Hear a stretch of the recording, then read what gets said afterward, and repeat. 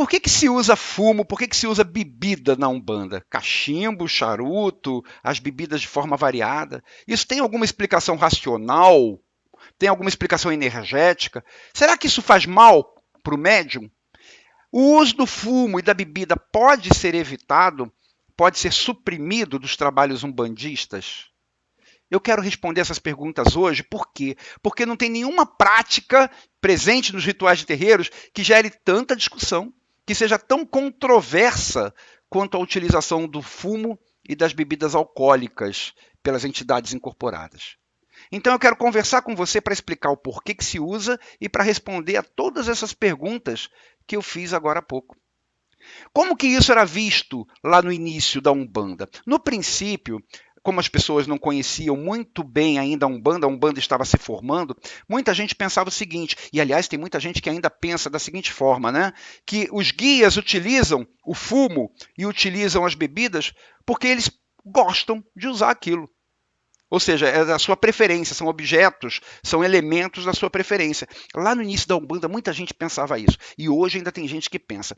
Isso quer dizer o seguinte, por essa teoria, né, os caboclos, eles fumariam lá os seus charutos, beberiam seus vinhos por prazer. Ou então para relembrar de encarnação passada. Tem gente que fala isso. Não, meu caboclo, ele gosta de usar o charuto, de beber o vinho, porque ele lembra da encarnação passada. Meu preto velho usa o cachimbo, porque ele lembra do tempo da senzala e quer usar o cachimbo para relembrar desse tempo. Vamos pensar sobre isso. A gente tem que buscar explicações mais claras para a nossa mente. E analisando um pouquinho a fundo, a gente não pode admitir que espíritos que se dizem em tão alto grau de evolução, ou que pelo menos tenham se proposto a trazer ensinamentos elevados, possuam vícios. Aliás, vícios assim tão arraigados, vícios tão sérios, que mesmo sem ter corpo físico, ainda assim têm vontade daquilo. Então essa história de usar o charuto, de usar o fumo, de usar a bebida por prazer, não é verdade. Porque senão eles seriam viciados. Seriam espíritos viciados. Eu vou estar trabalhando com alguém que se diz guia, e eu que tenho que orientar que vício faz mal, que não é bom, que vício escraviza a mente. Então não é por prazer, não é porque gosta. E também não é porque fica lembrando de encarnação passada. Por quê? Porque isso seria apego. Seria paixão, apego ao passado. Um espírito com apegos não é um espírito iluminado assim. Então, gente, se não é por prazer, vício, se não é por apego de encarnações passadas, para que os guias usam os fumos e as bebidas? O que a gente percebe é que praticamente inexistem terreiros de Umbanda que não haja fumo e bebida. Praticamente todos os terreiros de Umbanda têm lá o seu fumo e a bebida. Então, se o fumo e a bebida têm um caráter universal e acontecem em terreiros diferentes, com pessoas que nunca se viram, então tem que ter uma razão para isso, para os nossos guias em locais diferentes, pessoas que não se conhecem, usarem da mesma maneira os fumos e as bebidas. E as bebidas têm que ter uma razão lógica para isso. E há. Tem dois motivos. Tem dois motivos que, em resumo, levam os guias de Umbanda a usarem os fumos e as bebidas alcoólicas durante seus trabalhos no terreiro. Eu quero explicar para você entender. Esses dois motivos, eles possuem a mesma finalidade, que é a de melhorar o trabalho que o guia está fazendo ali através do seu médium.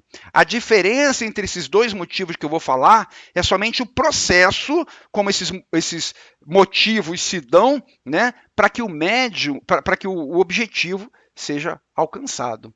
O que varia é o processo, é o modo, mas a finalidade é a mesma, que é melhorar o trabalho através do médium. Então vamos lá, o primeiro motivo, preste atenção nisso, o primeiro motivo que leva os guias a utilizarem esses elementos, né, o fumo, a bebida, é a absorção de energia para manipulação durante os trabalhos. Vou repetir, é a absorção de energia para manipulação durante os trabalhos. Aliás, para a gente realizar qualquer trabalho, a gente precisa de energia. Né? Ninguém vai conseguir, falando aqui em trabalhos físicos mesmo, se você for trabalhar, você precisa de energia. Você não pode estar desenergizado, não pode estar muito cansado. Você tem que ter energia para fazer aquele trabalho. Então, como os nossos guias eles trabalham com forças da natureza, para que eles atuem sobre elas, eles precisam de energias tiradas da natureza, tiradas dos elementos da natureza. É aquela história, né? Para você arrastar um peso daqui para lá, você tem que botar nele uma força que seja proporcional àquele peso. Então, se os nossos guias vão trabalhar manipulando forças da natureza, porque eles representam as forças vibratórias da natureza, porque eles trabalham com a força dos nossos orixás, são falangeiros dos nossos orixás. Então, se eles vão manipular forças da natureza, eles precisam de energias retiradas de elementos da natureza, uma energia proporcional àquela força com a qual ele vai trabalhar. Então, eles podem retirar esse tipo de energia da onde? Da natureza, de elementos da natureza. E que, no caso do fumo e da bebida, isso está muito presente aonde? Na combustão do tabaco. O tabaco, quando ele pega fogo, aquilo ali é uma combustão, aquilo libera energia. Açúcar contido em determinadas bebidas, como o guaraná, por exemplo, que as nossas crianças bebem, né? Ou o suco que as nossas crianças bebem, ali tem açúcar. Açúcar libera energia. As bebidas alcoólicas, que são feitas lá pela fermentação da uva, dos cereais, as bebidas alcoólicas, pelo álcool, o álcool libera energia. Todas essas energias que são liberadas ali do fumo, pela combustão do tabaco, ou pelo açúcar, ou pelo álcool, todas essas energias são energias que vêm da natureza e que, uma vez assimiladas lá pelo guia, ele vai poder manipulá-las para trabalhar com os fluidos que ele quer manipular naquele momento, que são fluidos da natureza.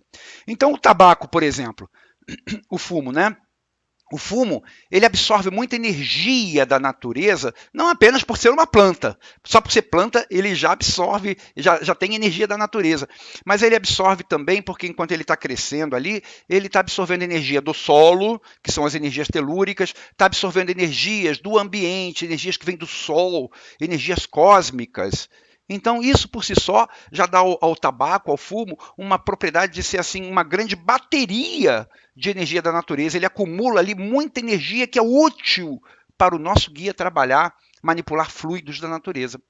Além da energia cósmica, da energia telúrica, ele também tem várias outras coisas ali que ele absorve durante o seu crescimento, durante o seu desenvolvimento enquanto está plantado, né? Calor, sais minerais, magnetismo, oxigênio, raios infravermelhos, ultravioletos, enfim, uma série de coisas. Uma série de coisas que se acumulam nas folhas, que se acumulam ali naquela substância e que, quando aquilo for queimado, tudo isso que foi armazenado ali vai ser liberado para o ambiente em forma de desinfetante fluídico.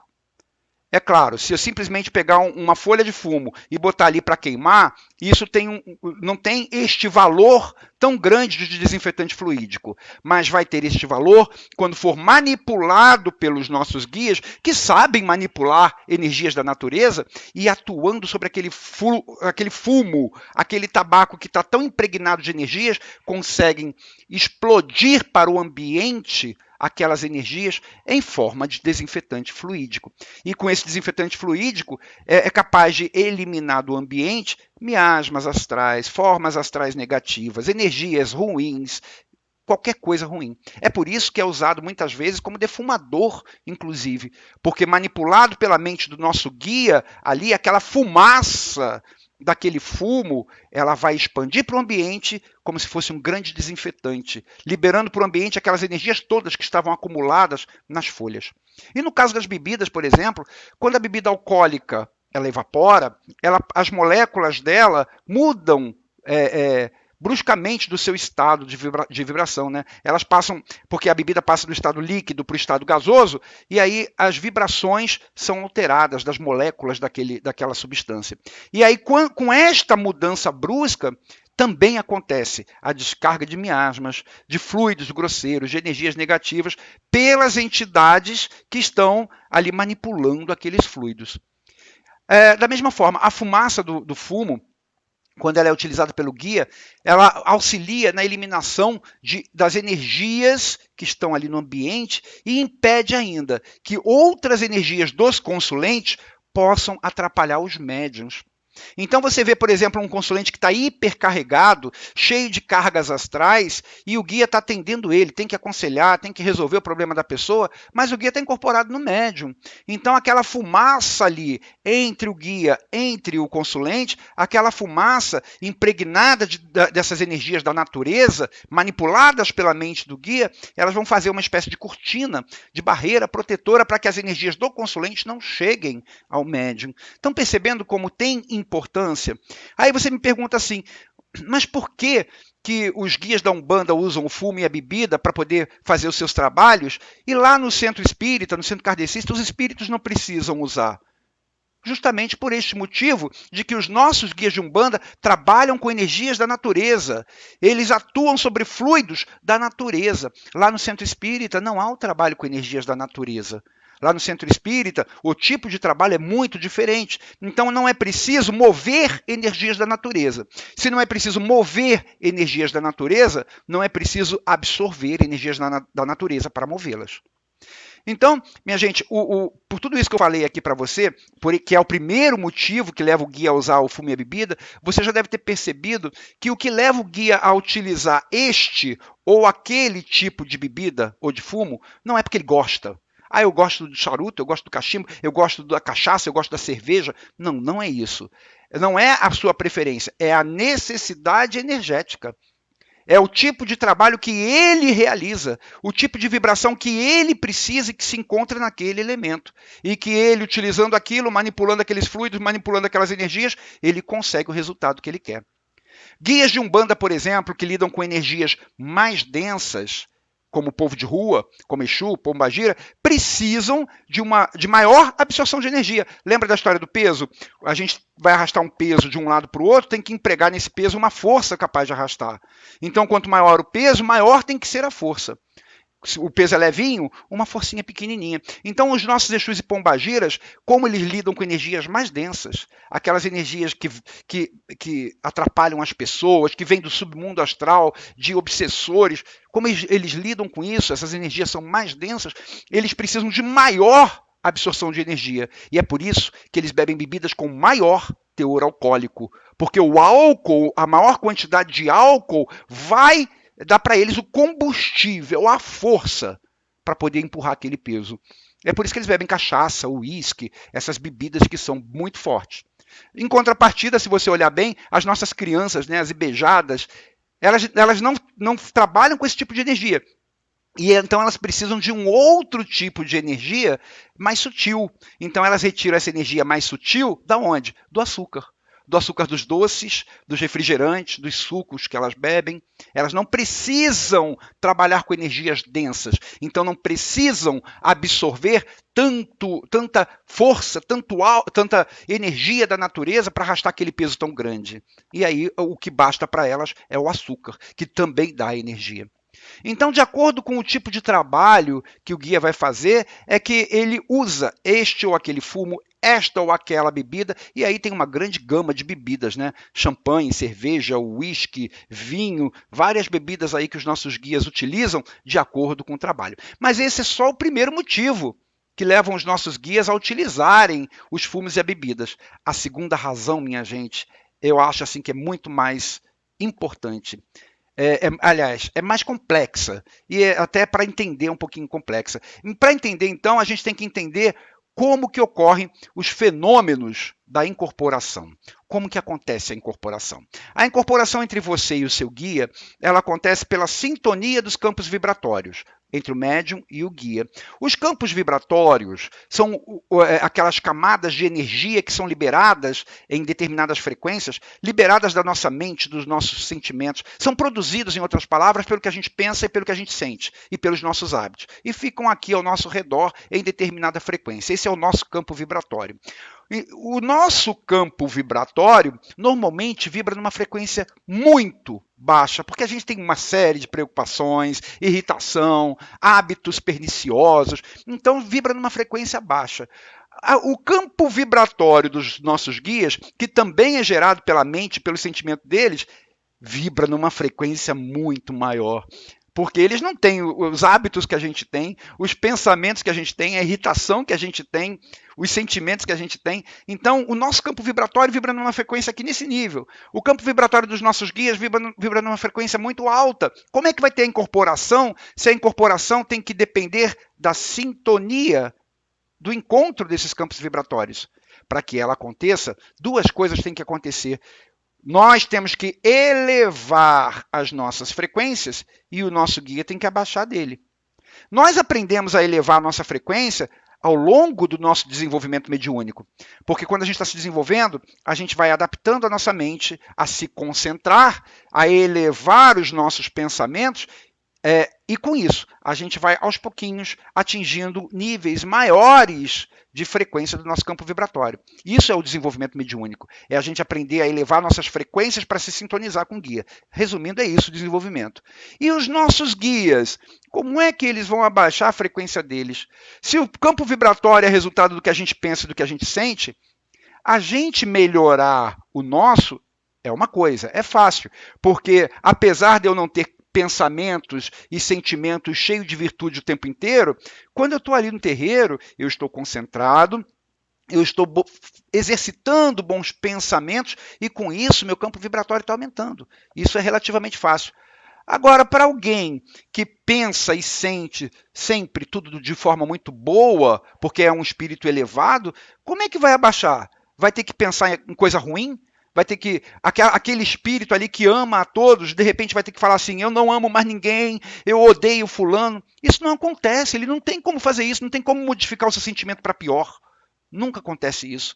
Então, para eles abaixarem a frequência deles, é muito difícil. Mas se eles não abaixarem, mesmo que a gente eleve a nossa, eles não vão conseguir encontrar a nossa e a gente não vai conseguir encontrar deles. Eles têm que fazer o esforço para abaixar. E aí, eles usam algumas ferramentas para isso, e uma delas que eles usam é o fumo e a bebida. Por quê? Porque quando eles estão usando o fumo e a bebida incorporados ali no seu médium, pela própria densidade fluídica desses elementos, ao serem absorvidos por aquele guia, vai abaixar a vibração dele. Vai abaixar a vibração dele sem ele precisar pensar mal dos outros, por exemplo, que é uma coisa que ele não conseguiria. Ele não vai precisar deformar os seus pensamentos, os seus sentimentos, para conseguir abaixar o seu campo vibratório, abaixar a frequência do seu campo vibratório. Então, eles utilizam o fumo e a bebida para abaixar a frequência deles, para que aí sim possa haver o encontro, o casamento com a nossa sintonia. E aí, havendo o casamento dos nossos campos vibratórios, da frequência dos nossos campos vibratórios, há uma boa incorporação. É por isso também que eles usam o fumo e a bebida, para manter a boa incorporação sem que haja tanto animismo, por exemplo. Porque se não houver uma boa incorporação, a mente do médium fica muito mais ativa e pode atrapalhar naquela consulta, naquele trabalho. Então, por isso, eles também usam o fumo e a bebida. Mas aí vem a pergunta de todo mundo, né? Mas a utilização do fumo e da bebida não causa mal ao organismo do médium? Gente, a resposta é a seguinte: quanto mais bem incorporado estiver aquele guia, já que ele manipula fluidos da natureza, manipula energias da natureza, porque ele sabe fazer isso, mais ele vai ter condições de manipular os fluidos daquele elemento que estão sendo absorvidos. E pode, com isso, minimizar ou até erradicar os efeitos nocivos. Porque ele sabe manipular a energia da natureza, é para isso que eles usam aquilo ali, inclusive. Então, eles podem até fazer com que aqueles elementos não façam o mal que faria se o médium estivesse usando aquilo desincorporado. Eu queria contar um caso para você, eu sempre tenho casos para contar. Eu queria contar um caso para você que eu vi, que aconteceu com a minha mãe, e que mostra muito como que o guia pode manipular os fluidos. Como que o guia pode modificar a questão das energias que vem daquilo que ele está absorvendo através da bebida ou do fumo. A minha mãe já era mãe de santo há muitos anos. E um dia, eu não sei por que cargas d'água, ela resolveu proibir o uso da bebida no terreiro. Eu acho que ela pensou assim, não precisa, vamos proibir o uso da bebida. E aí, foi chegando a hora da sessão, ela avisou aos cambonos, olha, se o meu guia baixar, diz para ele que a partir de agora não tem mais bebida aqui no terreiro, bebida alcoólica, eu proíbo, não quero mais. E aí começou a sessão, a cigana baixou, e a cigana pediu para o cambono champanhe. E o cambono falou para a cigana assim, olha, por ordem do seu cavalo, o terreiro agora não tem mais bebida alcoólica. Aí a cigana falou, mas por quê? Eu nunca deixei nada de fluidos ruins com o meu cavalo, nunca deixei o meu cavalo se sentindo mal por eu beber, eu manipulo esses fluidos. Por que vai tirar, por que vai cortar a bebida alcoólica? Aí o Cambona falou, não, é porque ela mandou, então ordem é ordem. Aí a cigana falou, tá bom, então me dá um copo de água. Já que eu não posso beber champanhe, me dá um copo de água. A cigana bebeu meio copo de água, eu vi isso. Ela bebeu meio copo de água e ela subiu. Quando ela subiu, a minha mãe caiu. Caiu bêbada. Bêbada. Rolando para um lado e para o outro no chão, cabelo cheio de vômito, passando mal.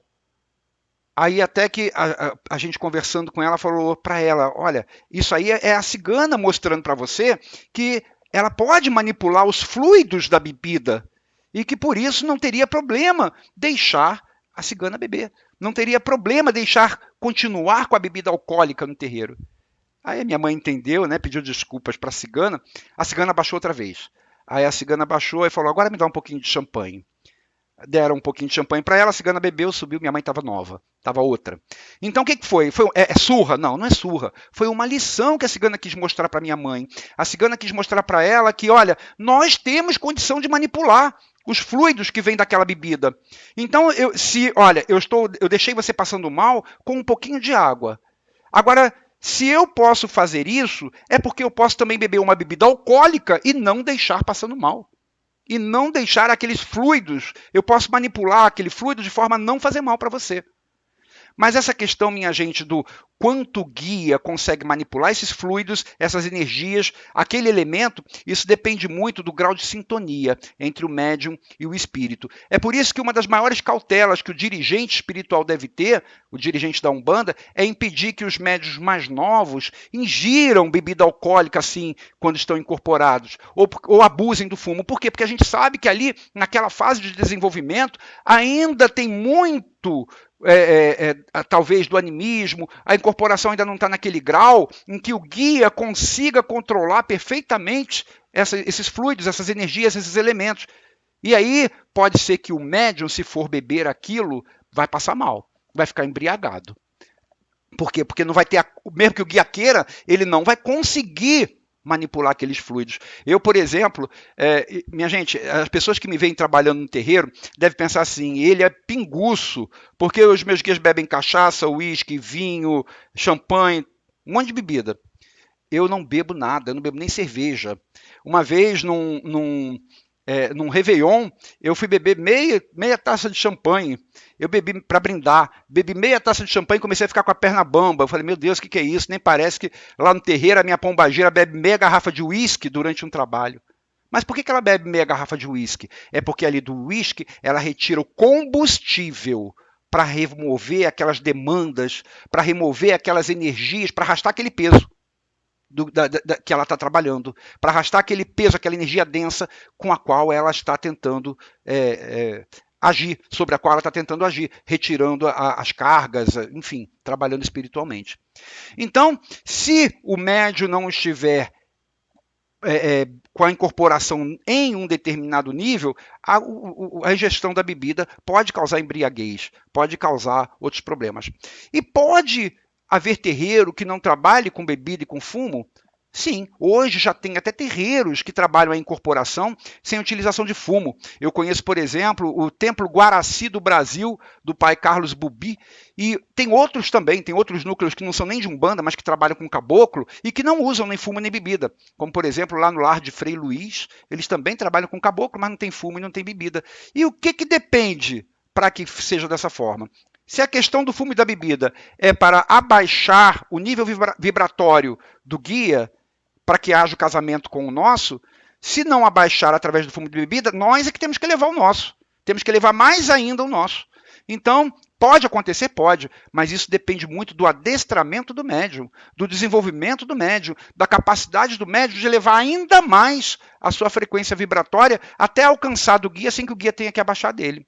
Então pode acontecer? Pode. E é possível que no futuro a maior parte dos terreiros haja dessa forma. Mas até lá a gente tem que treinar, a gente tem que semear nos nossos médiuns esta capacidade de elevar ainda mais o seu grau vibratório para alcançar o do guia sem que o guia tenha que abaixar o dele.